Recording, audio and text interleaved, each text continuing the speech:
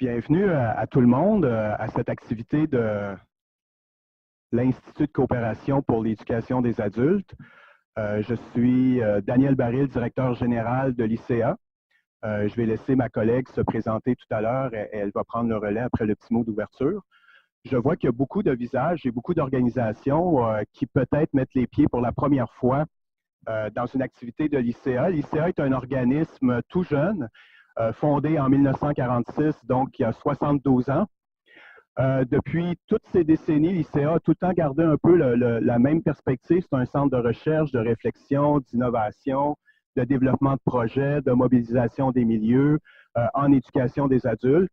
Et c'est un acteur important de la voix de la société civile en éducation des adultes au Québec, mais aussi au Canada francophone. L'ICA a une charte fédérale et depuis les années 30 et 40, porte aussi cette voix avec les collectivités francophones en contexte minoritaire. Un petit mot pour vous introduire le thème de la journée. Dans notre planification stratégique, on a voulu explorer davantage les différentes populations qui pouvaient être soumises à des situations de risque dans une société du savoir fortement basée sur la connaissance. Donc, on a commencé à explorer différents profils de population pour voir de nos jours, en 2017, dans notre société contemporaine, où les connaissances, il y a des exigences sans arrêt là, de toutes sortes, pas juste liées à la littératie, à l'emploi, à la santé, comme citoyens, etc. Qui sont les gens qui sont à risque et quel est le risque vécu par ces personnes sur le plan économique, social, culturel? Donc, l'activité d'aujourd'hui est une première exploration avec différents réseaux. Je vais laisser Louise vous introduire dans le détail plus fin. Et c'est un chantier qu'on va poursuivre au cours des prochaines années pour aller mettre les vrais visages des adultes qui vivent des situations difficiles aujourd'hui et pas juste parler de les adultes en formation, mais les différentes populations d'adultes en formation et leur réalité. Donc, je vous souhaite la bienvenue au long de l'ICA et pour ceux qui en sont à une première à l'ICA, j'espère que vous allez apprécier le type d'activité que l'ICA fait. Merci beaucoup. Je repasse la parole à Louise. Merci. Alors, bonjour.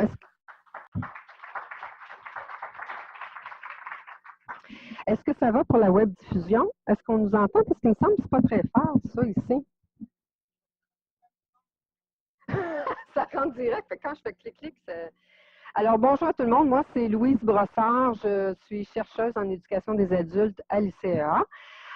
Comme disait Daniel, dans le cadre de notre plan stratégique, donc, on fait différentes activités, des fois des documents, des analyses, et cette activité présente, c'est vraiment une activité pour essayer de mieux connaître les réalités de différents groupes sociaux qui sont à risque d'exclusion ou déjà marginalisés. Donc, notre but aujourd'hui, c'est vraiment ça, connaître ces réalités-là à partir de, sous l'angle de l'éducation finalement. Quand on dit sous l'angle de l'éducation, c'est autant le taux de littératie, le taux de scolarité. Donc, le taux de littératie, c'est la capacité à lire et à écrire. Les taux de diplomation, comment les faibles taux peuvent avoir un impact sur les personnes, quels sont surtout les obstacles auxquels les personnes font face, qui fait en sorte que les groupes sociaux ont des taux de littératie ou des taux de scolarité faibles. Hein? Donc, on cherche à savoir qu'est-ce qui mène à cette situation-là. Et on veut évidemment voir les pistes de solutions.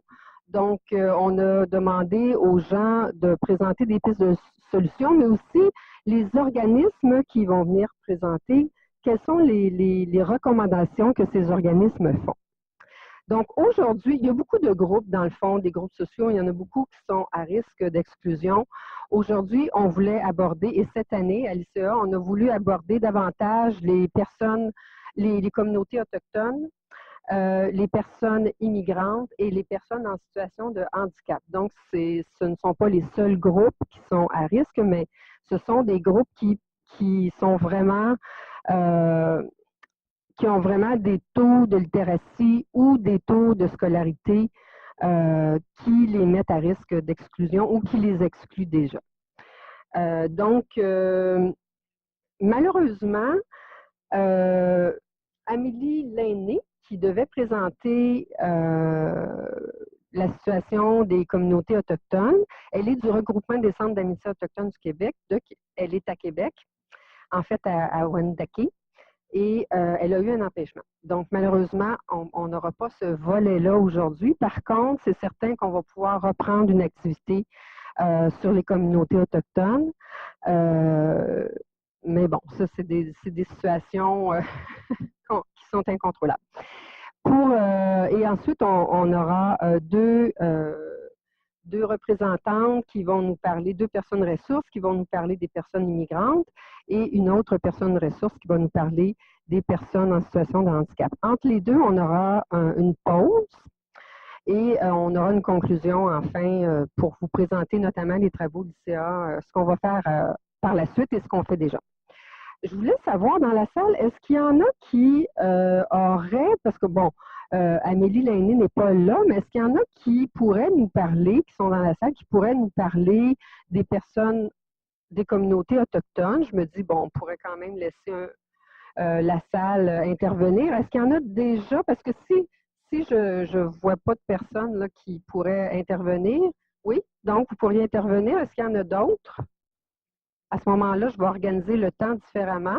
Donc, madame, je vais vous laisser une deuxième place. Là, après la première présentation, vous pourrez intervenir. Donc, voilà. Est-ce que j'avais d'autres choses à vous dire? Je veux remercier évidemment les panélistes, là, les personnes ressources qui ont généreusement accepté de venir faire des présentations. Évidemment, c'est à l'avantage de tout le monde. Merci. Et aussi, ce que je voulais vous dire, oui, c'est qu'on va avoir deux présentations PowerPoint aujourd'hui qu'on pourra ensuite mettre en ligne, éventuellement. Alors, je vous présente Nisrine Al-Yaya, qui est plusieurs choses. Coordonnatrice de projet du service d'employabilité à la Maisonnée, qui est un organisme à Montréal pour les personnes immigrantes. Qui est présidente aussi du comité consultatif pour les personnes immigrantes. Elle pourra vous indiquer de quoi il s'agit. Et elle est aussi formatrice du service d'éducation et d'intégration interculturelle de Montréal, le SEEIM. Et nous avons aussi Marie-Jeanne Blain, qui est anthropologue, qui est chargée de cours à l'Université de Montréal et qui est chercheuse postdoctorale à l'INRS-UCS, c'est l'Institut national de recherche scientifique. U, c'est urbanisme, culture et société. Urbanisation, culture et société. Alors, je vous laisse, on va fonctionner, je leur laisse une demi-heure et ensuite, vous aurez une demi-heure pour intervenir. On va, oui.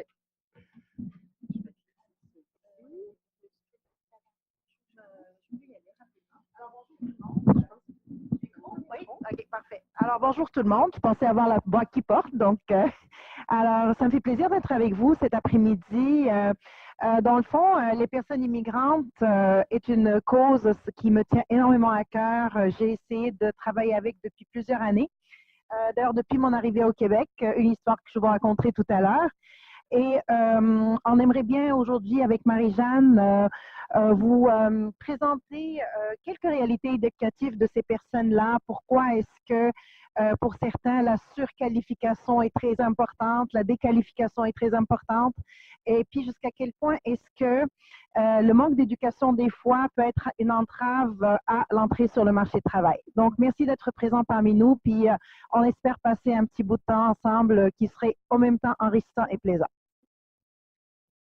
Avant de commencer, par curiosité, combien d'entre vous travaillez de près ou de loin auprès des personnes immigrantes? OK, d'accord. Donc, sûrement, la première partie de ce qu'on va présenter, ça va sûrement faire écho. En fait, je vais commencer par vous présenter un petit portrait statistique des personnes immigrantes parce qu'il s'agit de voir un peu si on parle des obstacles, des défis, mais de qui on parle exactement. Donc, je vais dresser quelques lignes à ce sujet. Mais l'idée, c'est vraiment que chacun dans vos milieux, vous puissiez aussi identifier des pistes d'action, en fait, de créer des ponts entre finalement ce qu'on fait et ce que vous faites, parce que les réalités des personnes immigrantes sont particulières. OK, ça va mieux comme ça. Donc, les réalités des personnes immigrantes sont particulières, mais en même temps, ça peut aussi rejoindre d'autres enjeux vécus par d'autres types de populations, sachant que les problématiques, ça voyage, mais les personnes immigrantes peuvent aussi être peuvent cumuler aussi certains des avantages, peuvent être immigrants, mais peuvent aussi être autochtones. Je veux dire, il y a énormément donc, le temps que ça ouvre, parfait. OK. Oui, parfait. Alors, OK. Parfait. Donc, juste pour pas que vous vous inquiétez, sur les PowerPoint, je mets souvent trop d'informations, là, mais ce sera disponible en ligne. Je vais vraiment vous donner l'essentiel. Donc, c'est ça. La première partie, c'est quelques statistiques, qu'est-ce que c'est les différents statuts migratoires. Et ensuite, Nisrine va présenter quelques pistes porteuses. Il y en a 6 ou 7 qu'on a développées dans les milieux avec des illustrations parce que toutes les deux, on est aussi très près de la pratique de l'intervention. Nisrine plus que moi sur le terrain comme intervenante. Est-ce que ça va avec le micro, la voix, tout ça? OK. OK, OK, d'accord. Parfait. Je vais manger le micro pour vous. Alors, parfait. Je ne sais pas si vous êtes familier aux catégories d'immigration. Donc, je vous ai mis les catégories d'immigration parce que si on parle d'accès aux services ou d'un retour aux études, le statut migratoire va vraiment influencer l'accès, mais va aussi faire que peut-être parfois aussi des problématiques particulières en lien avec la trajectoire pré-migratoire. L'année dernière, au dernier recensement de Statistique Canada, le nombre de personnes immigrantes totales au Québec a dépassé le million. Donc, on est rendu à plus d'1 million de personnes immigrantes au Québec sur 8 millions de Québécois natifs, enfin, de personnes nées au pays. Donc, et chaque année, on reçoit environ 50 000 personnes immigrantes, résidents permanents qui s'établissent au Québec.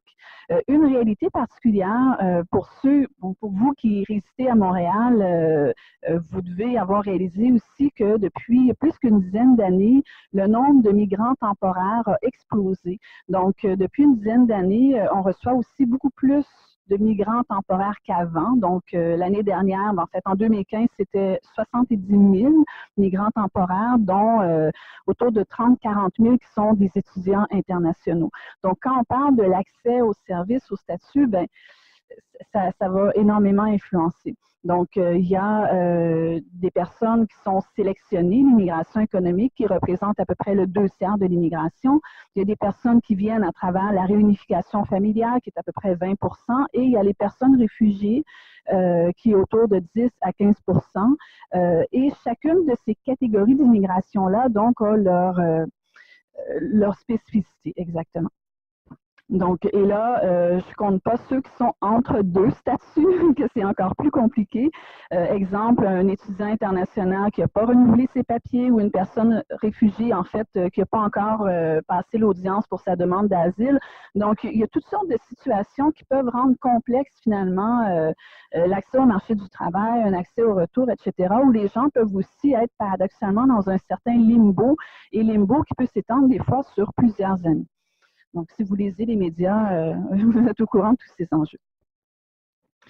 Alors, je vous ai donné quelques données ici pour un peu mettre en parallèle le défi que Nisrine et moi avons à présenter un portrait des obstacles vécus par des personnes immigrantes parce que c'est une population qui est extrêmement hétérogène. Depuis les années 70, 80, 90, il y a vraiment un phénomène de diversification de l'immigration qui est là. Donc, il y a les bassins migratoires traditionnels d'Europe, comme c'était le cas, ils sont de moins en moins présents. Donc, le dernier recensement, il y a 180 pays d'immigration, plus que 140 langues parlées. Alors, si on parle d'une approche interculturelle qui vise à jumeler des pays ou des cultures, on est très, très loin de ça. Donc, si dans Côte-des-Neiges, on peut... Donc, ça montre déjà les défis d'interprétariat ou de compréhension mutuelle. Et un autre élément par rapport à ça qui m'interpellait beaucoup dans le cas de retour aux études pour des personnes adultes, c'est que dans la dernière décennie, le nombre de personnes qui parlent ni français ni anglais a augmenté. En 2007, c'est à peu près 20% des personnes immigrantes qui déclaraient ne connaître ni le français ni l'anglais. Cette proportion-là a augmenté à 27%. C'est pas beaucoup de pourcents, mais c'est beaucoup de personnes. Donc, un autre, par rapport aux langues parlées aussi, on peut voir aussi l'enjeu par rapport au retour aux études, où même après les cours de francisation, le niveau de français n'est pas toujours optimal, où on peut aussi penser aux difficultés que peut éprouver une personne allophone qui n'a pas la même écriture à la base. Donc, c'est toutes des petites choses comme ça qui vont influencer les trajectoires. Un autre élément qui m'interpelle, c'est la diversité au niveau des religions. Je sais qu'on est dans une société laïque, etc., sauf qu'il y a aussi des enjeux, disons, de réceptivité parfois des milieux d'accueil, où en fait, bon, la religion catholique est quand même toujours majoritaire parmi les personnes immigrantes qui migrent, mais la religion musulmane est maintenant la deuxième religion en importance au Québec, avec 17% des personnes immigrantes qui sont d'origine, de confession, excusez-moi, donc de confession musulmane, sachant que la religion musulmane est aussi très diverse. Il y a différents mouvements. Donc, je ne rentrerai pas dans les détails, mais tout ça pour dire qu'au niveau du portrait de l'immigration, ça amène toutes sortes de réalités. Un autre phénomène qui va amener des dynamiques particulières, c'est le fait que les personnes immigrantes, depuis toujours, c'est un phénomène mondial et global, vont s'établir dans des grandes régions urbaines. Au Québec, 86% des personnes immigrantes résident dans la grande région de Montréal, donc l'île et puis les alentours. Et si on regarde en fait de façon plus globale à travers le Québec, si on regarde où sont établies les personnes immigrantes, 95% sont à Montréal, Gatineau, Ottawa, Sherbrooke et Québec. Donc en fait, on s'installe dans les grandes villes, c'est la tendance. Est-ce que ça va jusque-là? OK. Je ne vais pas passer une éternité, je vais laisser la parole à Nisrine, mais je voulais quand même mettre quelques éléments. Donc, les personnes immigrantes, c'est un groupe hétérogène. Si on regarde plus particulièrement le niveau de scolarité des personnes immigrantes qui s'établissent au Québec, les nouveaux arrivants sont proportionnellement beaucoup plus scolarisés que les Québécois, que les personnes nées au Canada. Les personnes nées au Canada, c'est à peu près 28% qui sont diplômés universitaires. Les personnes immigrantes, toutes catégories d'immigration confondues, c'est à peu près, en fait, c'est plus que 50% qui ont un diplôme universitaire. Donc déjà, il y a une grande... on les sélectionne sur la base de leur scolarité, donc c'est normal. Mais aussi, une personne réfugiée ou en réunification familiale peuvent aussi être très scolarisées. Donc, il ne faut pas non plus faire du collage entre le profil et le statut migratoire, mais il y a quand même des tendances. Donc, très scolarisées. Mais quand on regarde les personnes réfugiées et les personnes qui sont venues ici à travers le regroupement familial, il reste que jusqu'à la moitié de ces personnes-là n'ont pas nécessairement un diplôme d'études secondaires et seulement quelques années d'études primaires, c'est de 20 à 30% selon le groupe. Donc, pour le retour aux études, aux adultes, ça peut être un grand besoin. Et en fait, il y a ce niveau-là, mais il y a aussi le fait que, là, je pense aux personnes réfugiées en particulier, si on a vécu dans un pays instable pendant des années, qu'on a transité par différents camps ou peu importe, c'est que ça va même au-delà de la désemployabilité. C'est vraiment des habitudes de vie. Donc, même des jeunes adultes qui arrivent ici à 18 ans, parfois, ils ont très, très peu ou pas du tout été scolarisés. Donc, quand on parle d'un retour aux études, ça va même, ça peut même aller au-delà. Donc, je disais qu'éventuellement, ça pourrait être carrément un départ au niveau des études. Malheureusement, on n'a pas la compétence actuellement de pouvoir évaluer à juste titre, un jeune, par exemple, qui arrive à 9 ans dans une école, parce qu'on le scolarise en fonction de son âge, on va le mettre systématiquement en deuxième année, en troisième année primaire. Et puis là, il ne peut pas lire, il ne peut pas écrire, il n'est pas, pas parce qu'il n'est pas capable, mais parce qu'il n'a jamais été éduqué pour, donc il n'a jamais été formé pour pouvoir écrire et lire. Donc à ce moment-là, est-ce qu'on peut diagnostiquer une déficience quelconque? Malheureusement, c'est ce qui se passe actuellement. Donc, à quel point est-ce que on parle de concrétiser une action quand l'action n'est pas adéquate par rapport à la personne? Et en contraste à ça, il y a des gens qui ressortent de très bonnes écoles, qui ont étudié à l'étranger, qui sont très, très diplômés et qui arrivent sur le marché du travail et qui sont tout simplement pas reconnus ou qui n'ont pas les papiers pour la documentation nécessaire pour prouver finalement, pour se faire reconnaître, ou ils peuvent être reconnus par l'évaluation comparative des études du Midi, mais le marché du travail ne donne pas la chance. Bon, bref, vous connaissez ce genre de problématique-là, mais il reste que globalement, sauf exception, dans le cas du regroupement familial et des personnes réfugiées, le niveau est quand même assez élevé. Mais ce qui est intéressant par rapport à tout ça, je vais juste vous donner une petite donnée supplémentaire. Il y avait une étude, je crois, de Statistique Canada qui regardait un peu qui retournent aux études finalement parmi ces populations-là.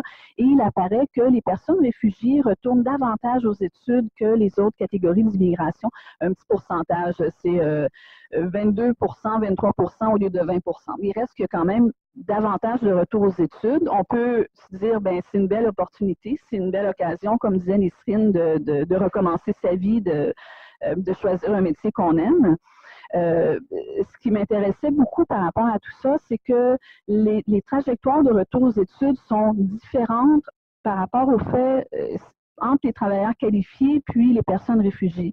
Les travailleurs qualifiés retournent aux études niveau universitaire pour aller chercher un diplôme de premier, deuxième cycle, donc un bac ou une maîtrise doctorat, tandis que les personnes réfugiées, en majorité, 71% de celles qui retournent aux études vont se chercher un métier spécialisé ou retournent au cégep. Donc, il y a vraiment une grande différence à explorer à ce niveau-là. Est-ce que c'est parce que les personnes réfugiées universitaires n'arrivent pas à se faire reconnaître? Est-ce que c'est parce que elles sont les personnes réfugiées prises en charge par l'État s'établissent souvent en région et sont sur l'aide sociale les premiers mois? Est-ce que ça peut aussi influencer le choix d'études parce qu'on ne veut pas s'endetter davantage et on va vers des formations de courte durée? Il y a toutes sortes d'hypothèses qui sont intéressantes à explorer à ce niveau-là. Dans un autre ordre d'idée, puis c'est la dernière fiche avant de laisser la parole à Nisrine, malgré le niveau de scolarité élevé des personnes immigrantes, leur niveau de littératie est globalement inférieur finalement aux Québécois ou aux Canadiens. En fait, ça s'explique beaucoup par la maîtrise de la langue, parce que si je ne maîtrise pas le français, évidemment, mon niveau de littératie ne sera pas adéquat, mais la distinction est quand même notable entre 50-60% pour les non-immigrants et pour les personnes immigrantes, c'est autour de 30-40% de niveau de littératie niveau 3. Donc, pour être fonctionnel, pour bien fonctionner, pour aller dans mon plein potentiel, on voit que dans le cas des personnes immigrantes, c'est assez bas. Ce serait intéressant de voir au niveau longitudinal, donc avec le temps, on peut apprendre la langue, on peut améliorer ce score-là, sauf que un temps X, toute période d'immigration confondue, moi je trouve que c'est un peu décourageant. Mais on peut aussi voir est-ce que ce sont des tests qui sont adaptés culturellement, etc. On peut aussi décortiquer un peu ça, mais il reste qu'il y a quand même un écart important entre les deux. Alors, pourquoi retourner aux études comme adulte? On peut le faire par choix ou par dépit. Est-ce que c'est parce que je ne suis pas reconnue et c'est une façon d'aller chercher finalement un diplôme, des études, un métier? Est-ce que c'est pour valider mes acquis, mes expériences parce que le milieu scolaire joue un rôle très, très important pour la validation des compétences? Ça peut aussi être aussi pour une question d'accessibilité de la formation, d'avoir un rêve. Puis, à cette étape-ci, je vais laisser la parole à Nisrine. Merci beaucoup, Marie-Jeanne. Ben, en fait, moi, je pourrais vous parler de ces sujets-là pendant trop longtemps, parce que c'est des sujets, comme je disais, d'un grand intérêt. Mais peut-être que je vais déjà commencer par la non-reconnaissance des diplômes à la base, qui est pour moi, ou selon moi, est l'un des plus gros obstacles à la formation des personnes immigrantes et leur entrée sur le marché du travail. Dans le fond, on parle toujours de l'évaluation comparative des études effectuées hors Québec, mais cette évaluation-là n'est faite que pour un repère québécois. Donc, un repère québécois ne donne pas une équivalence, ça donne juste un repère en termes de formation. Déjà, de base, la personne immigrante qui a étudié, par exemple, dans un pays du Maghreb, je prends l'exemple, par exemple, de la Tunisie, qui a déjà fait une maîtrise, par exemple, dans son pays, va se voir accorder, si elle fait une évaluation comparative des études, un maximum d'un bac, par exemple. Alors qu'elle a étudié dans son parcours de vie l'équivalent d'une maîtrise en termes de nombre d'années d'études déjà. Donc ça, c'est une première barrière. Une deuxième, même si elle y va avec ce genre de diplomation pour aller chercher de l'emploi, si elle n'a pas fait ces évaluations comparatives d'études au ministère de l'Immigration, ben, déjà l'accès à l'emploi n'est pas aussi facile qu'eux. Mais disons qu'avec la situation actuelle, par exemple, des demandeurs d'asile, des réfugiés, des personnes immigrantes qui viennent de pays de guerre, ben, ils n'ont pas accès à toute la documentation, ce qui rend encore plus dur la connaissance de leur diplôme parce qu'ils n'ont même pas de papier officiel. Alors, est-ce qu'ils sont autorisés à faire, par exemple, un document pour une déclaration sur l'honneur que j'ai fait ce genre d'études? Ben, je pense même pas que ce soit sérieux parce qu'on devrait normalement, dans une société de savoir, comme on le dit, pouvoir faire une reconnaissance en milieu professionnel, éventuellement pour le travail, ou en milieu d'études, quand on parle de reconnaissance des acquis et des compétences en milieu d'études. Cependant, et ça, c'est encore plus grave, selon moi, c'est qu'on ne peut faire ce genre de reconnaissance des acquis et des compétences qu'au niveau professionnel ou au niveau éventuellement collégial. Maintenant, une autre question qui se pose à ce niveau-là, combien de temps est-ce que ça va prendre? Je donne un exemple concret. Un plombier qui m'arrive de l'Algérie, qui a travaillé 20 ans dans son pays d'origine dans ce domaine-là, et qui va reprendre ce métier-là. Donc, ben, il va aller chez Emploi Québec pour avoir son certificat d'apprenti. Et là, on lui dit, ben, il faudrait peut-être que tu sois soit accompagné, donc par un accompagnateur, soit éventuellement que tu vas rentrer sur le marché de travail, mais il faudrait que tu fasses une reconnaissance des acquis. Il s'en va faire reconnaître ses acquis et des compétences académiques. Et là, au lieu de lui donner l'équivalent de 27 modules, on va lui en donner 7 seulement. Et il faudrait qu'il passe 12 années pour pouvoir faire reconnaître ses acquis et ses compétences. Alors, on se comprend que le monsieur, il faudrait peut-être qu'il puisse mettre un peu de pain sur sa table pour qu'il puisse nourrir sa famille. Donc, à ce moment-là, qu'est-ce qui va se passer? Moi, personnellement, en tant qu'intervenant de terrain, ben, je lui conseillerais certainement pas d'aller faire une reconnaissance des acquis et des compétences. Ce que je lui demanderais, c'est d'aller faire un DEP systématiquement parce que ça va lui coûter moins cher et ça va lui prendre beaucoup moins de temps. Donc, on se comprend qu'il y a quelque chose à faire là-dedans. C'est la plomberie, oui, effectivement, il y a des produits qui sont différents, il y a des façons de faire qui sont différentes, mais est-ce que ça prendrait vraiment un bon 3 ans pour qu'on puisse le faire? Autre chose, on parle de l'accessibilité à la formation. Ben, l'accessibilité à la formation, dépendamment des personnes, dépendamment des endroits, dépendamment des gens, c'est compliqué. Ça veut dire quoi? Ça veut dire que si je suis résident permanent puis que j'ai envie d'aller prendre une formation, ben, je vais m'adresser systématiquement à Emploi Québec pour qu'il me finance une formation ou éventuellement, je vais la payer moi-même. Maintenant, je vais partir de mon cas à moi personnellement pour vous dire que l'une des choses que je trouve que j'ai trouvé aberrante quand je suis arrivée ici, je pense que je parle français. Et je pense que je parle 2 autres langues, en sachant que le français était ma 3e langue. Alors, on se comprend que normalement, j'aurais pu avoir accès à un marché de travail. J'ai une maîtrise en relations économiques internationales avec une spécialité en droit international. J'ai travaillé 15 ans dans la diplomatie. Donc, je m'étais dit en arrivant ici que normalement, je devrais pouvoir me trouver un emploi. Par contre, ce normalement-là s'est retrouvé face à un gros mur quand je suis arrivée. J'ai écrit mon CV, j'ai commencé à postuler, puis rien, niet, nada, lâché. Donc là, je le dis dans toutes les langues. J'étais pas mal frustrée. Alors, qu'est-ce qui s'est passé à ce moment-là? Je me suis dit, bon, alors allons-y par la voie officielle. Puis je suis allée demander conseil. Alors, voilà ce qu'on me propose. La personne qui lit mon CV, elle regarde, puis là, elle me dit, bon, sérieusement, je ne comprends pas grand-chose à votre profil. Je vais vous offrir la possibilité, puis écoutez bien, elle va m'offrir la possibilité de faire une formation. OK. C'est quoi la possibilité de faire une formation? Bien, je proposerais peut-être de faire préposer aux bénéficiaires ou peut-être un cours de secrétariat. Alors, on se comprend que je tombe du haut de mon rêve et de mon échelle très élevée.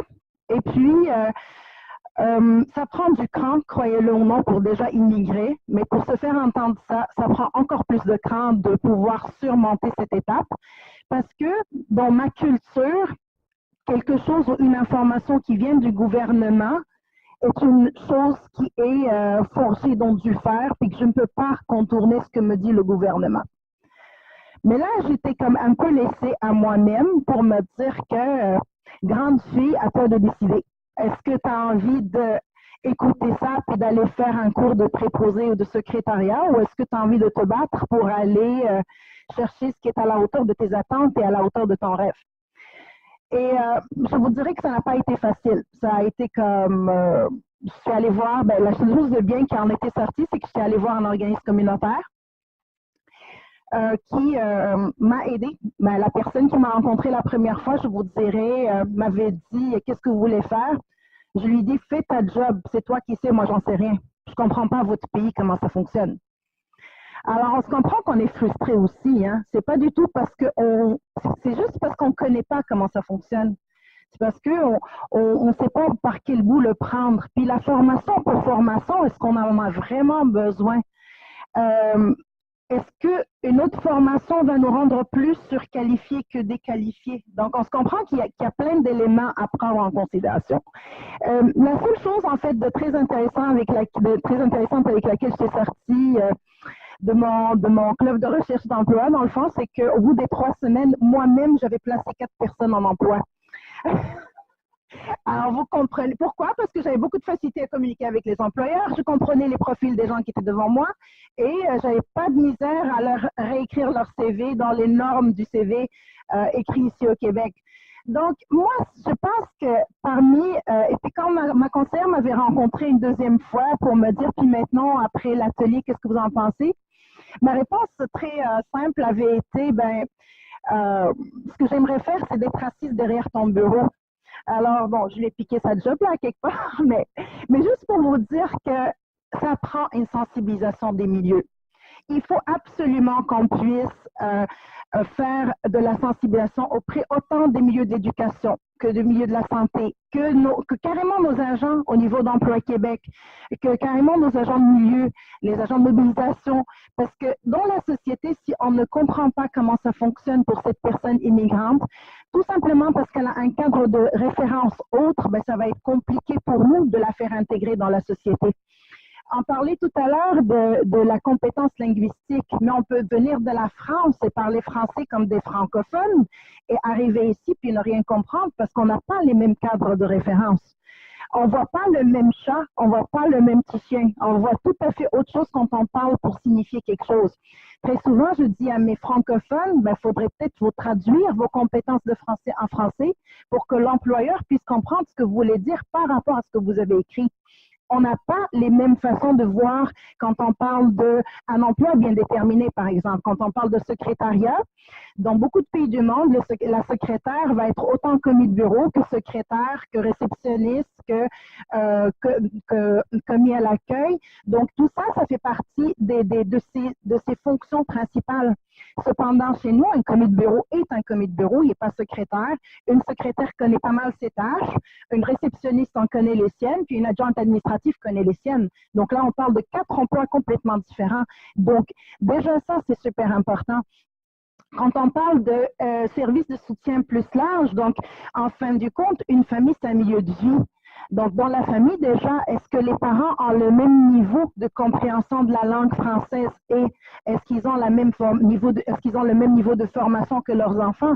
Et vice-versa, est-ce que une personne immigrante, quand elle arrive ici, va dépendre de son enfant pour faire de la traduction? Est-ce qu'il ne va pas y avoir une inversion des rôles au niveau de la dynamique familiale? Très souvent, malheureusement, dans cette inversion de rôle dans la dynamique familiale, est-ce qu'on a les mêmes enjeux qui sont présentés quand le père, qui est normalement le pourvoyeur, perd son autorité de père parce qu'il ne peut pas faire ce qu'il a à faire puis qu'il doit se faire accompagner par son enfant à l'école, qui doit lui traduire ce que dit l'enseignante de mal de lui comme enfant. Alors, on se comprend qu'il y a un gros problème là-dedans.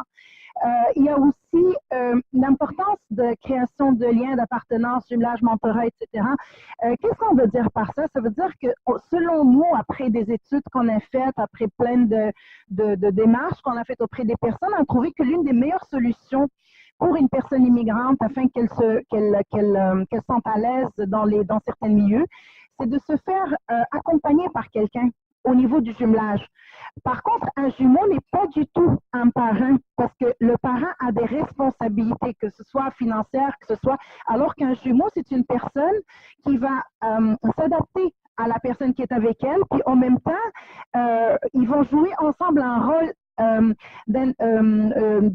rôle mutuel pour comprendre les cadres de référence les uns des autres, pour voir comment ça fonctionne. L'un des plus beaux exemples que je peux mentionner, par exemple, c'est qu'on fait du jumelage interculturel en habitation au niveau de mon organisme. Et généralement, une personne d'un certain âge qui a une chambre à louer à quelqu'un qui est plus jeune, qui vient d'arriver de l'étranger, qui parle peu ou presque pas le français, puis la personne, elle a besoin d'avoir quelqu'un dans la maison. Donc, le jumelage va se faire de façon très, très naturelle. Ils vont manger ensemble, l'un va cuisiner pour l'autre, ils vont faire les courses ensemble. Donc, même l'apprentissage linguistique devient plus accessible. Le mentorat, bien sûr, on parle très souvent de mentorat ou de coaching en milieu professionnel principalement, parce que c'est des gens qui viennent de même milieu, de même profession, et qui vont s'accompagner ensemble afin de pouvoir atteindre les objectifs professionnels. Et là, ça va aller bien plus rapidement quand une personne a un coach en milieu professionnel. Si je parle des formations d'appoint, c'est pourquoi? C'est parce qu'une personne qui a travaillé, par exemple, dans la comptabilité toute sa vie, n'a pas besoin de reprendre un bac en comptabilité pour travailler en comptabilité.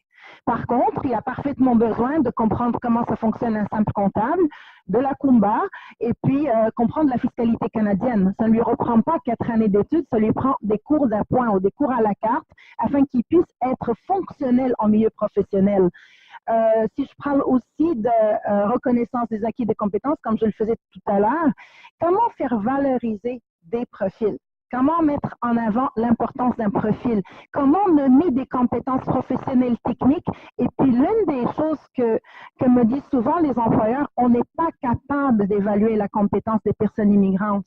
C'est parce qu'ils ne les visualisent pas en milieu professionnel. Donc, comment rendre accessible la compétence en traduisant, encore une fois, du français en français?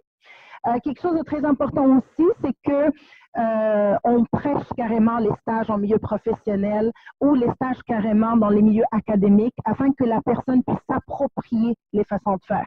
Il est très important de comprendre comment fonctionnent les choses. Il est très important aussi, pendant un stage, que ce soit un stage supervisé. Les gens ne doivent pas être laissés à eux-mêmes dans un stage.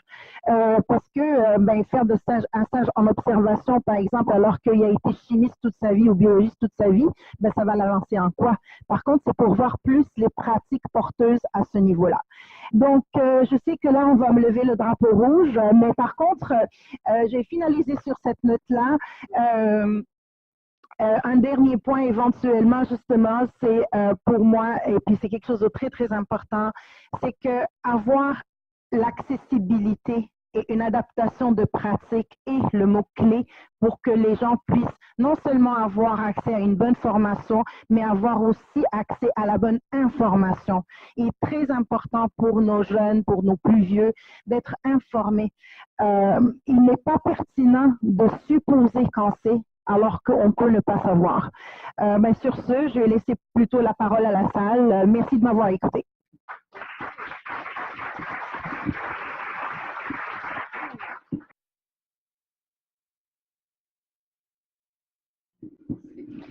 Alors, je me présente, Diane Labelle, je suis directrice du Centre d'éducation aux adultes des Premières Nations au Centre situé à Kahnawake, ainsi que représentante du Conseil scolaire en éducation aux adultes des Premières Nations, qui dessert toutes les communautés de la région, en français et en anglais.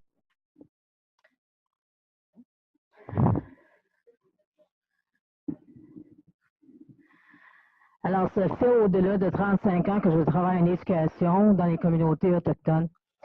Je suis aussi d'origine Mohawk, alors j'ai un intérêt spécial à travailler avec les Autochtones. C'est certain que le nombre de diplômés dans nos communautés n'est pas très élevé. Ni sont les niveaux d'étudiants ou de jeunes qui quittent pour poursuivre des études postsecondaires, soit au cégep, l'université, ou même en formation professionnelle. Alors, en 2008, le gouvernement provincial et fédéral s'est rencontré avec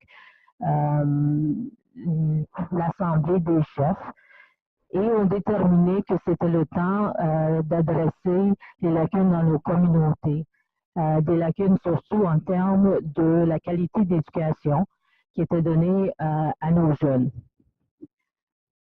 Alors, la décision a été prise d'ouvrir au moins 2 centres d'éducation aux adultes qui desserviraient toute la région du Québec. Un centre anglophone et un centre francophone. Alors, en 2012, on a ouvert le premier centre d'éducation aux adultes à Lac-Simon. Et en 2013, on a ouvert le deuxième centre d'éducation aux adultes situé à Kahnawake avec un deuxième campus à Litsiguch. Depuis ce temps, on a ouvert plusieurs satellites et présentement, on compte 8 autres satellites dans les autres communautés. Ça nous aide beaucoup à être capable d'offrir un service à notre clientèle spéciale. Et dans le sens que tenter d'intégrer nos jeunes dans le système tel qu'il est très difficile. Le système d'éducation qu'on retrouve dans les autres centres d'éducation aux adultes sont souvent on trouve qu'il y a un manque de sensibilité à la réalité de nos vies, qui mène malheureusement à des jugements, et aussi qu'il y a un manque très présent du fait de la connaissance des vies des jeunes et de la connaissance autochtone. Alors, nos livres, les manuels, la présentation, le curriculum lui-même ne fait pas référence au fait que nous, ça fait déjà longtemps qu'on est établis ici et que, oui, on faisait l'étude des maths et sciences, on avait des connaissances qu'on pouvait passer de génération en génération. Une grande différence aussi en termes de l'approche qui est utilisée dans nos centres versus ceux qui sont dans les autres centres sous le ministère de l'Éducation. On est reconnu sous le ministère de l'Éducation. C'est certain que les étudiants vont terminer avec un DES et qu'ils vont poursuivre leurs études au cégep, mais que la façon qu'on aborde l'apprentissage est différente. Il reste beaucoup de travail à faire en termes de sensibilisation aux réalités des vies de nos jeunes et de nos communautés, afin d'être capable d'ouvrir les portes d'autres centres d'éducation, de centres de formation professionnelle, et pour assurer qu'il y ait un suivi et des succès. Souvent, lorsque nos jeunes se présentent, ils se sentent isolés. Ils se sentent comme si on vient d'entrer dans un autre monde complètement différent, qui a beaucoup de valeurs différentes, et qu'ils doivent abandonner leur identité afin d'être capables d'avoir un succès dans ce système. Alors, c'est très difficile pour eux de maintenir leur intérêt dans un environnement comme ça, et souvent on décroche. De plus, on en a parlé avec la population immigrante, c'est la question aussi du français dans nos communautés.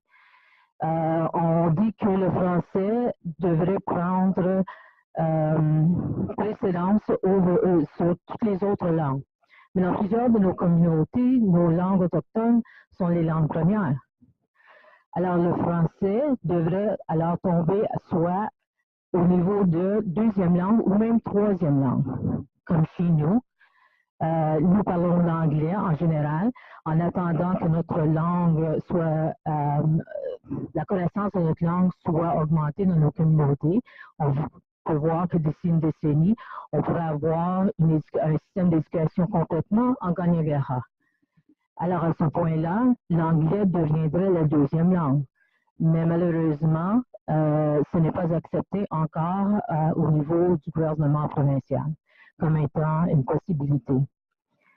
Nous avons eu la reconnaissance du gouvernement fédéral en termes des conséquences ou du génocide culturel qui a pris place lors des 300 dernières années, ce qui a au moins valorisé le traumatisme que nous avons vécu dans nos communautés. Mais malheureusement, à ce jour, le gouvernement provincial ne s'est pas prononcé d'une façon ou d'une autre. Alors, ce qui dit que chez nous, on n'accepte pas l'existence de nos communautés, l'existence des torts qui ont été faits et des besoins spécifiques que nous avons. Mais avec l'introduction de différents centres axés sur l'éducation autochtone donnée par des autochtones, avec une approche autochtone, nous réussissons. Chez nous, depuis notre ouverture en 2013, nous avons 35 gradués par année. Alors, ça en fait beaucoup plus qui entrent sur le marché du travail, qui continuent en formation professionnelle et qui se lancent en éducation postsecondaire. Pour nous, ce sont des succès incroyables. Dans d'autres communautés, d'autres centres, ça peut être plus petit en termes de nombre de diplomations, mais pour nous, le succès n'est pas nécessairement la diplomation. C'est être capable d'atteindre son but, son rêve. Alors, lorsque nous arrivons chez nous, les jeunes, on cherche à développer un profil individuel pour l'étudiant et les horaires sont individuels aussi, parce que c'est leur trajet et nous ne faisons que les accompagner.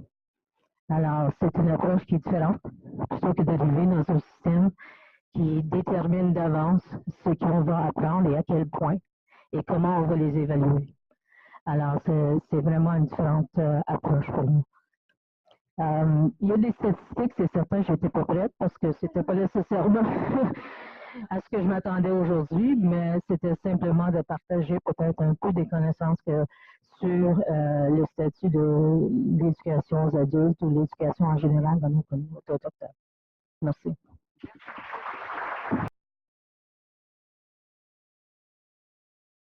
Bonjour tout le monde. Je suis désolée, là, j'ai comme un manque de flexibilité, mais vous allez voir mon profil. Donc, profil éducatif, tout à fait. Donc, bonjour, je m'appelle Sarah Limoges. Je suis organisatrice communautaire au volet défense des droits pour l'organisme Moi Lépinière et Motricité Québec. Aujourd'hui, je vous propose quelque chose d'un peu différent de ce qu'on a entendu jusqu'à présent. J'espère que vous ne ferez pas le saut.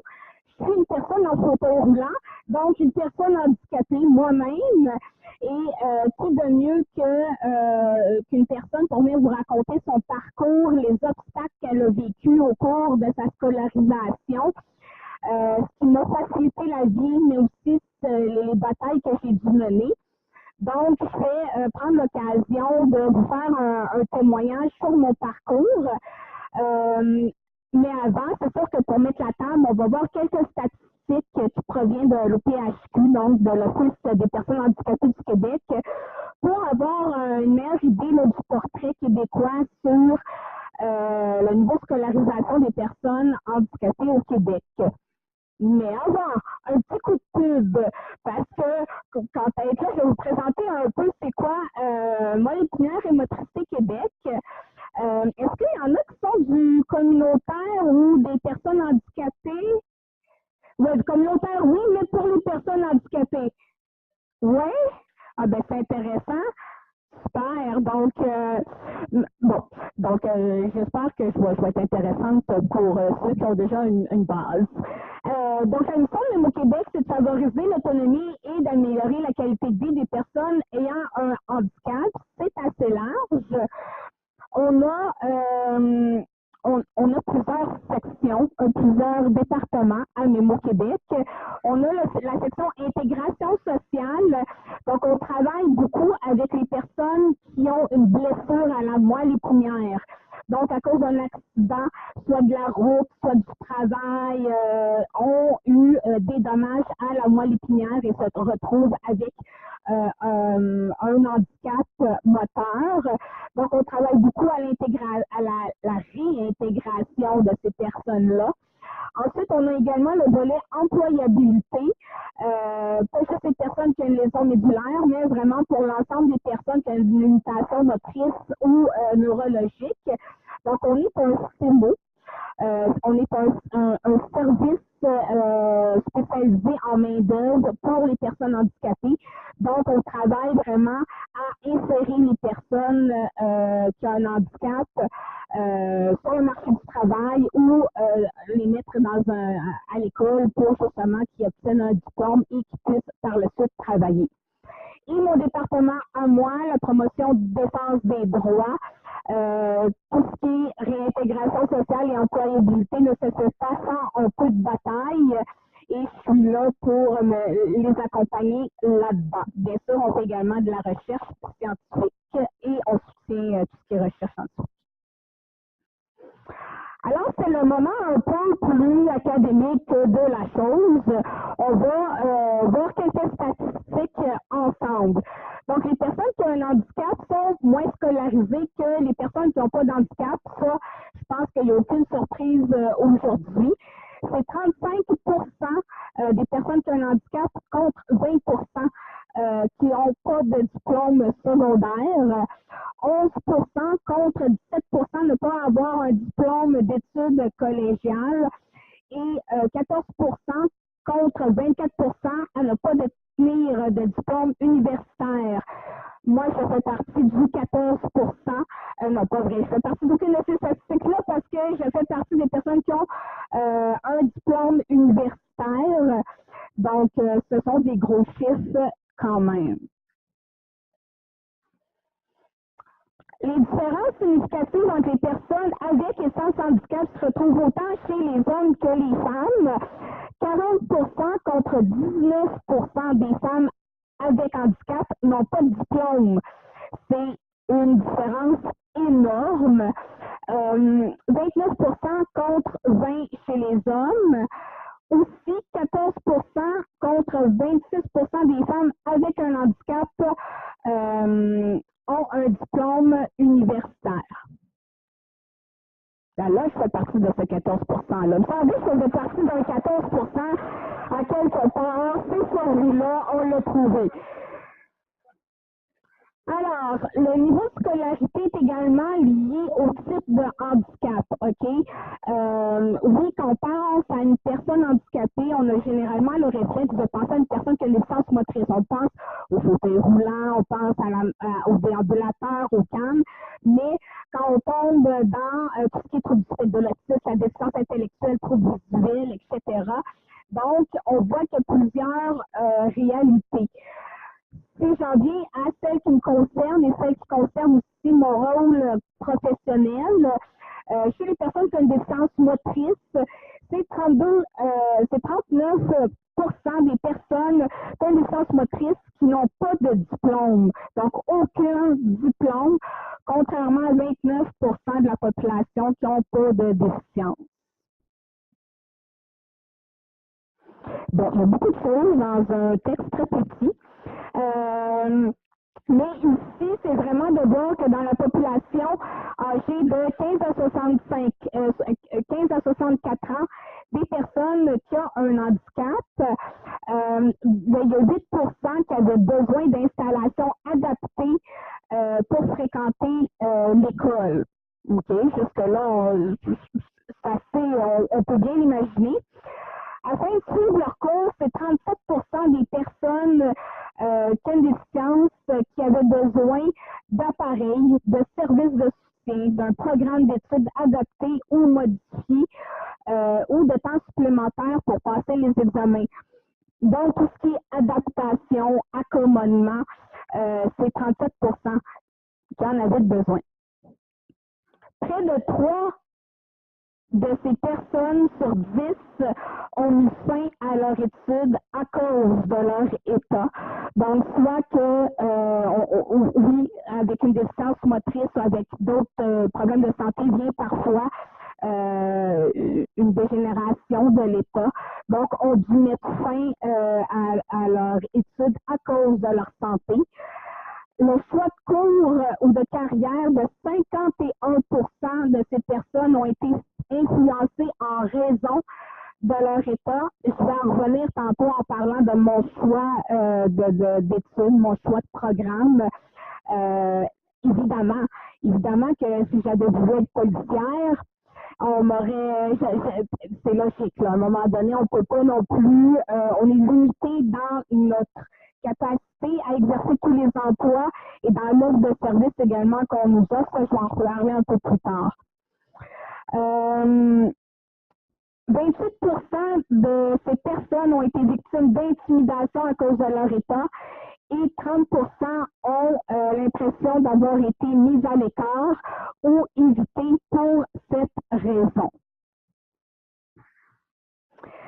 Finalement, les personnes ayant un handicap ont un revenu inférieur à celui des personnes sans handicap. Donc, environ 37% ont déclaré avoir un revenu inférieur à 15 000 par année.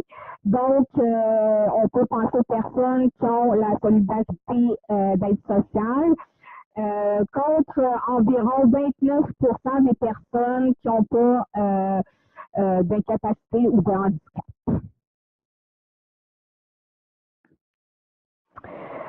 Maintenant, c'est le professionnel qui va parler. L'inclusion aux études, c'est une question de droit. Oui, il y a des facteurs architecturaux, de programmes et de services, de formation et de sensibilisation également, que je vais amener quand je vais vous parler de mon expérience personnelle. Mais il faut qu'on s'entende sur une chose. La Charte des droits et libertés du Québec prévoit à l'article 10 que toute institution ou tout service qui est offert à l'ensemble de la population doit l'offrir à l'ensemble de la population. Donc, moi, Sarah, oui, qui a une déficience motrice, je dois avoir le droit d'aller au primaire, au secondaire, au cégep et à l'université au même titre que n'importe qui. Et on doit me fournir les aides pour que je puisse avoir accès à ça. Donc, en tant qu'intervenant, on a une responsabilité de savoir ça et de le rappeler aux gens. Aussi, la politique à part entière qui a été mise en place pour accroître la participation sociale des personnes handicapées. C'est une politique, oui, qui prévoit des mesures pour l'intégration sociale et professionnelle des personnes handicapées, mais c'est aussi une bonne politique qui nous rappelle qu'au cours des 30 dernières années, on en a fait des progrès. Oui, on est passé il n'y avait pas de personnes handicapées sur la place publique. Ils restaient à la maison, on les cachait. Bon, ça faisait partie un peu de la mentalité d'antan. Aujourd'hui, avec beaucoup de combats des familles et des associations, des organismes qui travaillent auprès de cette clientèle-là, on a fait valoir, on a reconnu les droits à l'inclusion sociale, professionnelle, à l'éducation, etc., au même titre que n'importe qui. Donc, aujourd'hui, c'est beaucoup plus facile. Oui, il y a encore des obstacles, je vais vous en parler, mais on voit de plus en plus que les statistiques tendent à augmenter au niveau de la diplomation, justement à cause qu'on, tranquillement pas vite, il y a des barrières qui tombent.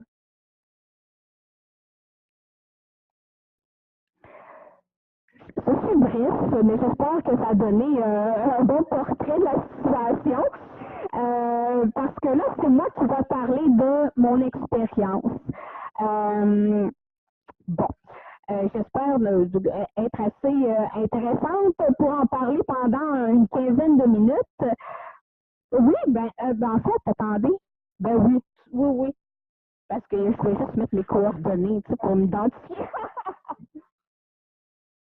Bon. Donc, Sarah et moi, j'ai 31 ans. Je fais de la polyarthrite juvénile, donc de l'arthrite, mais depuis que j'ai l'âge de 4 ans. C'est une déficience motrice et je suis en fauteuil roulant depuis que j'ai l'âge de 12 ans. Alors, étant très, très jeune, j'étais très malade, très, très malade. Donc, j'ai fait mon parcours à l'école primaire dans une école régulière. Okay? Toutefois, je devais quitter à tous les jours plutôt de la moyenne pour aller faire des traitements de physiothérapie, de l'ergothérapie, etc. J'ai quand même terminé mon parcours primaire régulier. Là. J'ai fini en 6e année et à 12 ans, j'ai quitté pour aller au secondaire. Mais pas le secondaire. Le secondaire, on a pris la décision, compris qu'à l'époque, j'avais besoin de traitement, j'avais besoin d'aide, j'avais besoin de physio, d'ergo, d'éducateurs également, de me mettre dans une école spécialisée. C'est l'école Joseph Charbonneau. Est-ce qu'il y en a qui connaissent l'école Joseph Charbonneau à Montréal? Donc, ce qu'il y a de particulier, c'est une petite école pour les personnes de 13 à 21 ans. Okay? Il y a le plancher bleu à Joseph Charbonneau. Donc, le plancher bleu, c'est tout ce qui est la déficience motrice et le plancher vert au 2e étage, que c'est toute la déficience intellectuelle. Pourquoi est-ce qu'on a pris la décision de m'y mettre? C'est qu'on a tous les services sur place. Donc, j'avais pu quitter l'école, prendre le transport, m'en aller au centre de réadaptation, faire ma physio, etc. Donc, j'ai été à cette école-là. Ça a eu beaucoup d'avantages au niveau de ma santé, c'est sûr. J'ai pu faire ma physio, ça n'avait pas de problème.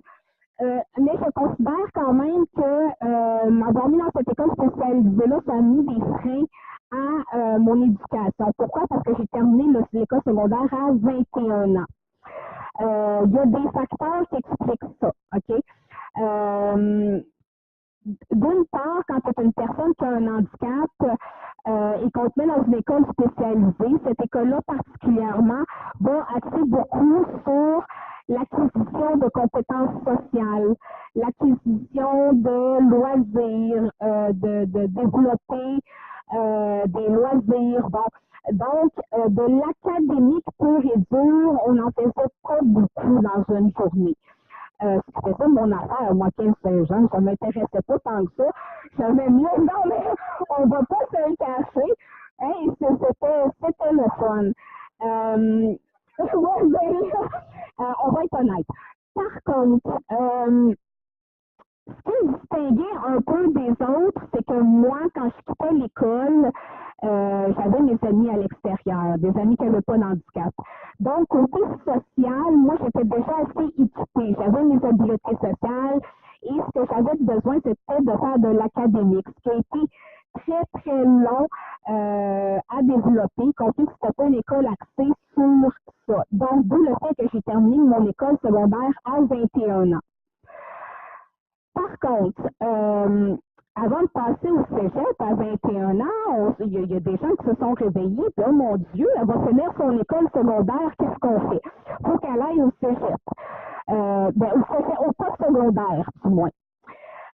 Donc, il y a beaucoup de préparation à cette étape-là, pour moi, qui a été faite du secondaire au post-secondaire.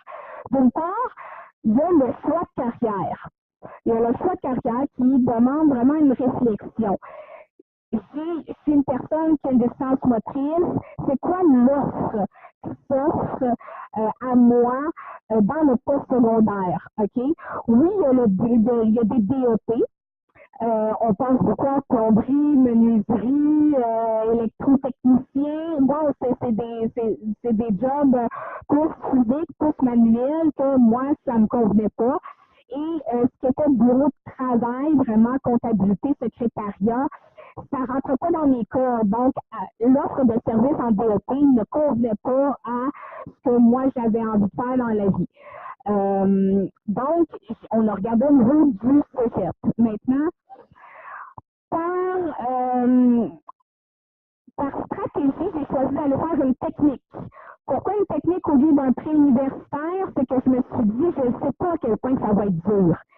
Je ne sais pas à quel point que je vais être épuisée, fatiguée de me battre en sortant de là, puis je vais vouloir aller à l'université. Je vais aller faire une technique, je vais être au moins minimalement assurée d'avoir un diplôme en poche pour aller sur le marché du travail. Je me suis dit que les techniques en sciences humaines, en sciences sociales, ben c'était du blabla, ça, il n'y a pas de problème, je suis capable de faire ça. Je me suis inscrite en technique de travail social. Mais là, ça, c'est un processus régulier. Je suis un jeune qui se posait des questions sur qu'est-ce que je veux faire dans la vie. Mais là, moi, c'était à quel cégep je vais aller le faire. Et là, il y avait d'autres enjeux. J'ai dû visiter chacun des cégeps à Montréal qui offraient les techniques que je voulais pour voir le niveau d'accessibilité qu'on m'offrait. C'est bien que je puisse appeler au cégep pour dire, c'est-tu accessible entre la vision de ce que l'autre va dire et ma vision à moi? Ça se peut qu'il y ait un écart et qu'on ne réponde pas à mes besoins convenablement. Donc, j'ai été faire une visite accompagnée d'un éducateur pour choisir convenablement le cégep. C'est une étape de plus, c'est une étape qu'il ne faut pas négliger, mais qu'il faut y penser. Donc, pour ça, j'ai essayé de tout mettre les œufs dans mon panier pour réussir. Mais là, OK, j'étais au cégep Marie-Victorin, j'ai accepté, je m'en vais là, je sais qu'il y a des programmes et des services sur place. Donc, oui, il y a de l'aide qui peut m'être offerte. On peut avoir un preneur de notes. On peut avoir plus de temps aux examens. Bon. Mais là, je passais d'une personne qui était au secondaire, oui, adulte, 21 ans, et qui recevait un montant mensuel du gouvernement. J'avais la solidarité sociale. Parce que tant que tu es au secondaire, aux études secondaires, une personne qui a une déficience motrice ou toute autre déficience peut avoir l'aide sociale. Par contre, quand tu quittes le secondaire, tu n'as pas le droit à ce revenu-là. Donc, il y a une inquiétude. Il y a, OK, je veux aller me former, mais on m'enlève mon argent, donc je ne pourrai pas vivre. Heureusement, il y a un programme qui existe à Québec Emploi qui s'appelle le programme Réussir. Le programme Réussir dit, OK, on veut que tu aies un diplôme, on va t'aider et on va te donner un montant mensuel pour tant que tu étudies à temps plein au poste secondaire. Une chance que ça, parce que s'il n'y avait pas eu le programme Réussir, ça aurait été un frein complètement à ma poursuite d'études. Ma famille n'avait pas les sous ni les moyens de me supporter financièrement si moi, je n'avais pas un revenu à moi. Donc, le programme Réussir, ça a vraiment été un tournant dans ma décision de oui, je poursuis parce que je veux pouvoir être autonome financièrement. Maintenant, je me pointe au cégep Marie-Victorin et oui, il y a une personne responsable pour les personnes à besoins particuliers qui est là, qui est une référence pour soi. Mais on se bute à des obstacles architecturaux également. Donc, il y avait une toilette accessible. Donc, à mes pauses, il fallait que je prenne l'ascenseur, que je descende. Les locaux ne sont pas conçus pour avoir une personne en fauteuil roulant. Donc, me déplacer à l'intérieur des locaux. Ça fait beaucoup de batailles, mais j'ai réussi. J'ai réussi pourquoi? Oui, parce que je suis une personne qui a assez de caractère. Et honnêtement, je m'en considère très chanceuse parce que quand tu es une personne qui a une science motrice, c'est pas vrai que c'est tant facile que ça. Il faut te battre. Il y a des défis architecturaux en service et programmes, mais aussi la sensibilité et la formation du personnel qui, des fois, laisse à désirer. Comme me regardait avec des gros yeux parce que je rentre dans une classe pour la première fois, puis êtes-vous perdue, madame? Est-ce que avez-vous besoin? Non, je ne vais pas faire un témoignage, je suis étudiante, je m'empêche. Donc, il y a eu une adaptation, mais en même temps, je comprends, mais il y a eu une adaptation à tout le monde. Au cégep, c'est bien parce que tu suis ta même petite famille pendant 3 ans, pendant ta technique. C'est les mêmes étudiants, c'est les mêmes profs que tu côtoies. Est venu le temps du stage. je me suis dit, j'ai choisi une technique en travail social parce que les sciences sociales, ben, je suis capable de faire ça physiquement. Le monde communautaire n'était pas accessible à me recevoir. Donc, ce fut tout un défi et une panique de mes professeurs et de moi-même pour me trouver un stage parce que autant que j'étais compétente, autant que le milieu ne pouvait architecturellement pas me recevoir pour que je puisse aller faire mon stage. Des fois aussi, les tâches de technicien en travail social terrain, je ne peux pas les courir dans le sable, je peux pas. Donc, on devait choisir à la fois le milieu du stage qui était prêt à recevoir une stagiaire, qui avait un environnement architectural propice et dont les tâches permettaient de faire de l'intervention individuelle ou de groupe, mais dans un environnement adapté. Et encore là, ben, les seuls milieux qui pouvaient me recevoir, c'était les milieux pour les personnes handicapées. Parce que, voilà, ça va un peu de soi, c'est accessible. Donc, encore, je me retrouvais confrontée à retourner dans mon petit dépôt. Je l'appelle comme ça parce que, encore une fois, c'est pas de l'inclusion. Je peux pas aller explorer toutes les clientèles que j'avais le goût de faire. C'est pas accessible. Fallait que j'aille avec mon peuple. On l'appelait comme ça.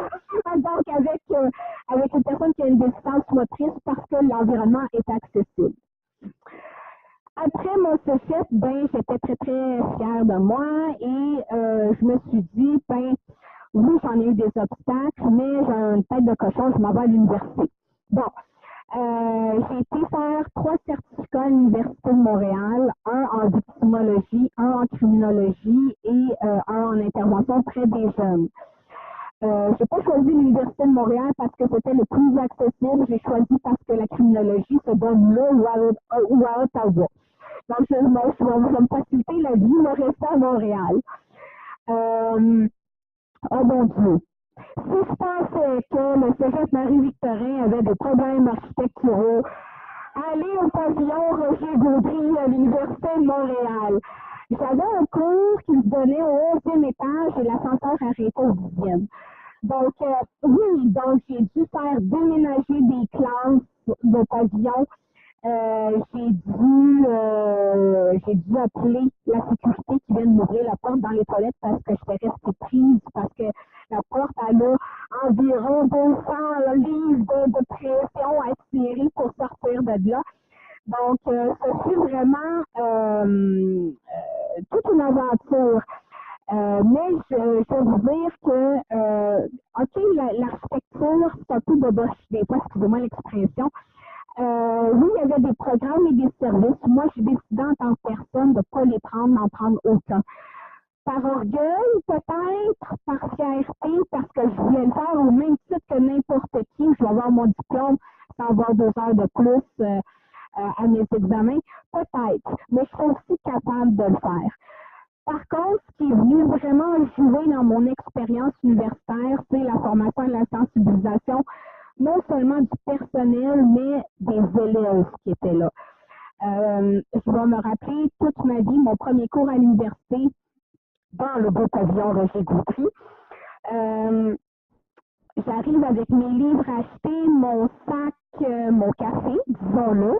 Ça prend un café quand on va à l'université, du moins pour le style. Donc, mon café et je conduis mon fauteuil roulant avec une main. Il faut ouvrir la porte. Donc, ouvrir la porte qui a 200 livres de résistance et tomber sur une cinquantaine de yeux qui me regardent, la bouche ouverte, dont le professeur, et il n'y en a pas un qui vient se lever pour venir m'aider. Donc, parce qu'il était trop subjugué, bon, qu'est-ce qui se passe là? C'est la première fois qu'on voit ça. Je peux vous dire que par la suite, ça s'est passé. Ça prenait un moment choc, tellement qu'il n'y en a pas beaucoup. J'ai côtoyé très, très peu de personnes qui avaient un handicap au cégep, tant qu'à l'université. Au cégep, durant mes 3 années, j'en ai connu 2 autres jeunes filles, qui étaient aussi dans des techniques en sciences sociales. Et à l'université, j'en côtoyais une de temps en temps qu'on prenait l'ascenseur pour aller à un cours. Bon, je parle Donc, on en voit très, très peu. Donc, c'est mon parcours académique. Donc, j'ai terminé mes études. Au bout du compte, oui, j'ai terminé mon secondaire à 21 ans. J'ai rattrapé la pédale. J'ai couru 2 fois plus vite pour terminer à 27 ans mon bac par cumul de certificats. Et après, je sais que c'est vraiment sur les études, mais après, ce fut l'emploi. Il faut que je me trouve un emploi.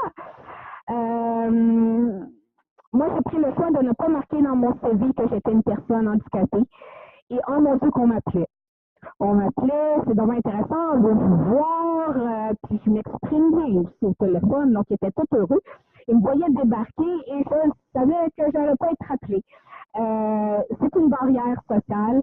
Donc, oui, il y a beaucoup de barrières à l'atteinte d'avoir un diplôme, mais après, il faut qu'on ait l'occasion aussi d'en faire quelque chose. Et encore une fois, j'ai fini dans le monde des personnes handicapées parce qu'il était sensible même au Québec. Donc, j'ai travaillé à Altergo pendant 2 ans et là, je travaille à Moléculaire Motricité Québec depuis un peu plus d'1 an parce que ce n'est pas accessible. Même, on pourrait penser que oui, mais même les organismes communautaires pour les personnes âgées, des fois, tu as des escaliers à monter, même pour eux autres, c'est pas correct. Donc, moi, c'est sûr et certain que je ne pouvais pas aller travailler là. Donc, encore très, très restreinte, même après avoir décroché une technique et un diplôme universitaire. Il faut savoir que oui, il y en a des batailles au plan architectural, après, il y en a dans les programmes et les services, il y a la sensibilisation des profs qu'il faut un peu donner un petit coup de temps en temps. Mais il faut savoir aussi que moi, je ne suis pas surprise du 34% seulement des personnes qui ont un handicap qui ont un diplôme. Pourquoi? Parce que moi, j'ai été dans une école spécialisée et j'en ai côtoyé une centaine d'autres personnes handicapées. Pas intellectuellement, là, une déficience physique. Et en air de la guerre, et ça c'est l'opinion très personnelle de Sarah Limoges, c'est que dès le jour où un parent a un diagnostic, ça devient une fatalité. Ça devient, mon enfant c'est un handicapé, donc va aller avec dans des écoles spécialisées, n'aura pas beaucoup à réfléchir dans sa vie, maman, papa va tout faire pour lui. C'est des réactions normales d'un parent qui aime son enfant et qui veut donc tout lui donner. Mais dès le moment où il est pris en charge par le système médical, ben il y a de l'acquis qui se perd. Donc, savoir payer des factures, entrer en relation avec les autres, sortir, avoir des loisirs autres que juste avec des personnes qui ont un handicap. Moi, j'ai eu la chance d'avoir des parents qui m'ont fait regarde la grande, je te donne un coup de pied dans le derrière et voici comme n'importe qui. Je pense que c'est un facteur important de ma réussite sociale, scolaire et professionnelle. Donc, oui, ça part beaucoup de là. Donc, ceci est le parcours de Sarah Limoges. Merci.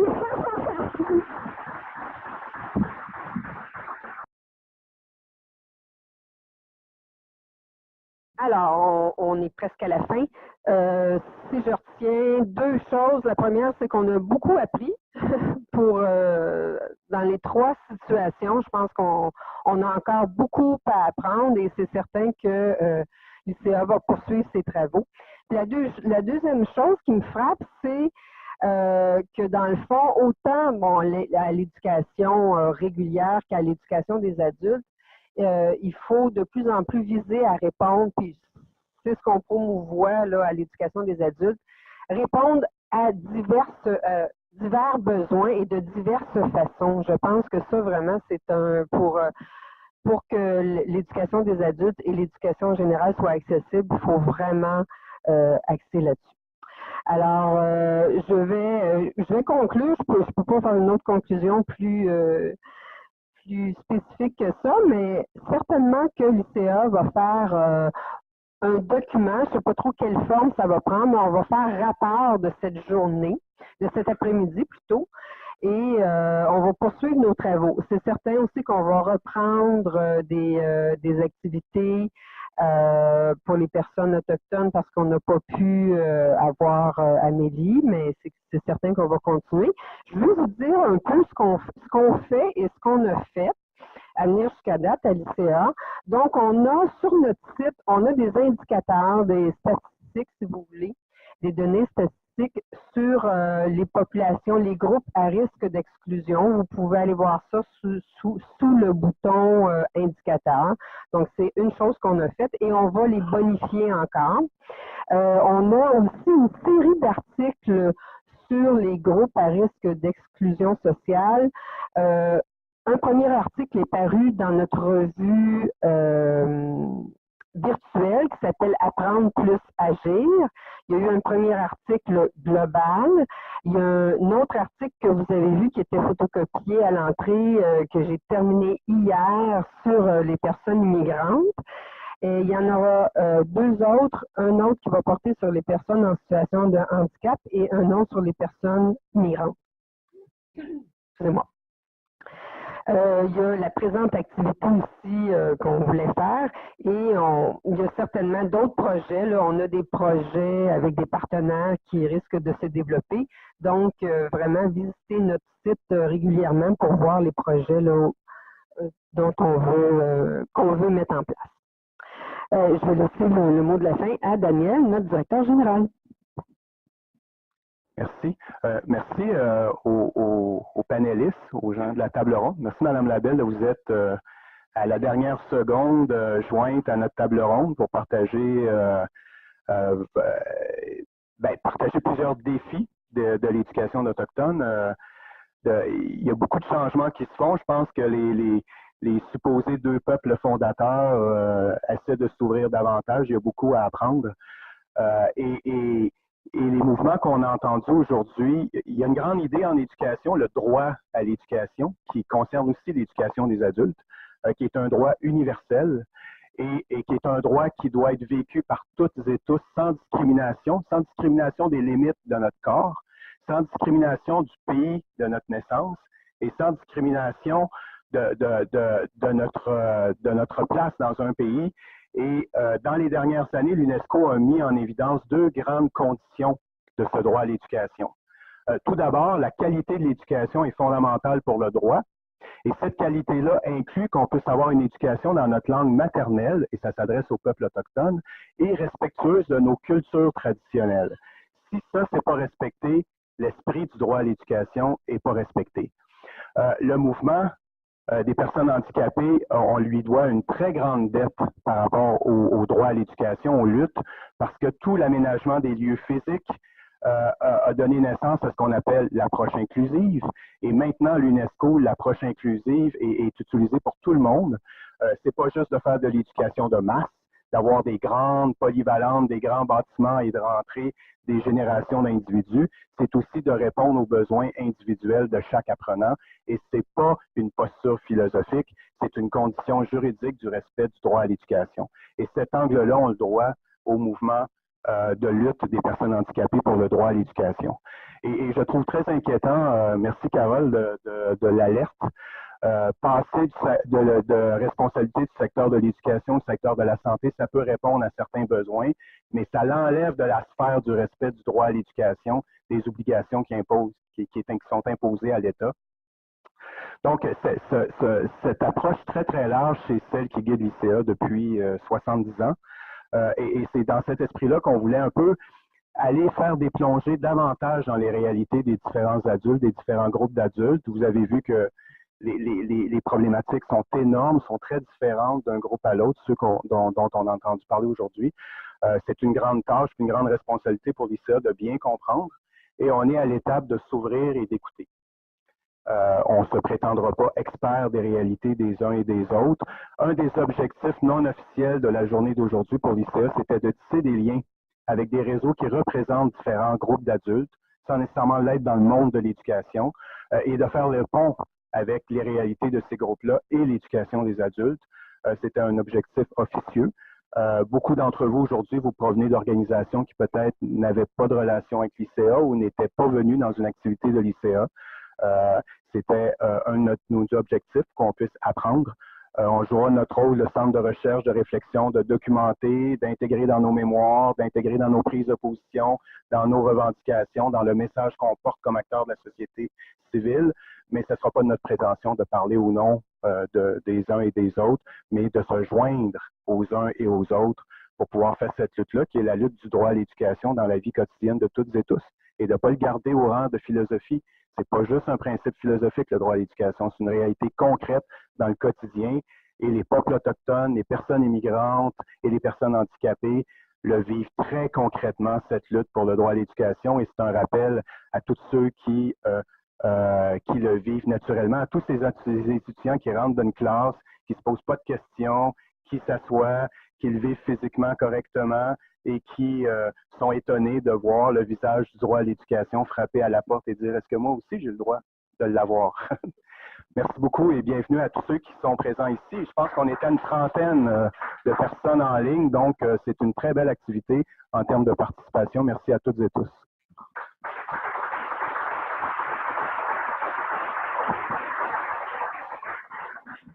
Merci au CDACF aussi qui a assuré la web diffusion et qui était partenaire à ce niveau-là.